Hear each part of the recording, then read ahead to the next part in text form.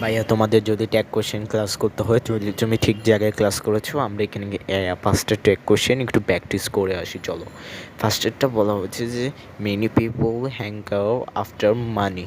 তো আমরা এটা আনসার হচ্ছে যে ডোন্ট দে, কারণ এখানে ডু আনবো, কারণ কি কেন অক্সিলারি ভাব নেয়, তাই আমাদের একটা সাহায্যকারী ভাব আনতে হবে। আর মেনি পিপল বলছে তাই এটা দে হবে, তো আনসার ডোন্ট দে। তো তো একটু ধরো আমি আনসারটা লিখে ফেলি।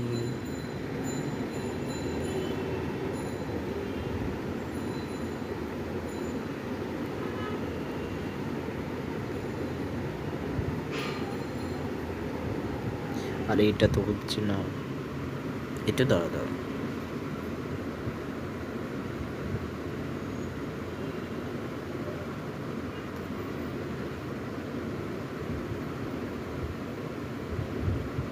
এটা আনসার হবে ডোন্ট দে। এবং আরেকটা বলা হচ্ছে যে but money is not valuable as morality.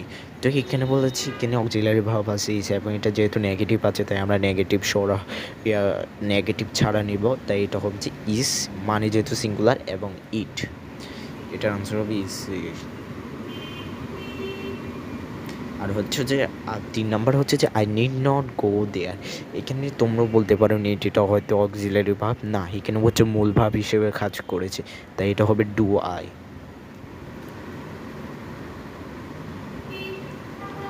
তারপর হচ্ছে যে 4 নাম্বার, এখানে ল্যাটস আছে, তোমাদের ল্যাস থাকলে কোনো চিন্তা করার দরকার নেই, ল্যাটস মানে শ্যাল উই।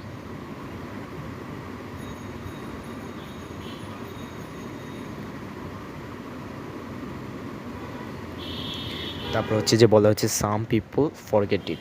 এটা হচ্ছে যেহেতু প্রেজেন্ট টেন্স আছে এবং সাহায্যকারী ভাব লুকিয়ে দেখা যাচ্ছে না, তাই আমাদের সাহায্যকারী ভাব নিয়ে আসতে হবে, এবং এটা যেহেতু নেগেটিভ নেই তাই নেগেটিভ আসতে হবে।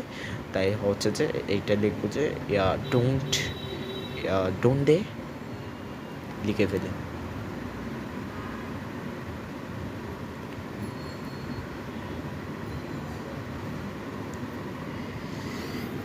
এরই মাধ্যমে 5টি টেক কোয়েশ্চেনের মাধ্যমে আমাদের আজকের এই গল্পের এই ক্লাসের আলোচনা শেষ হলো।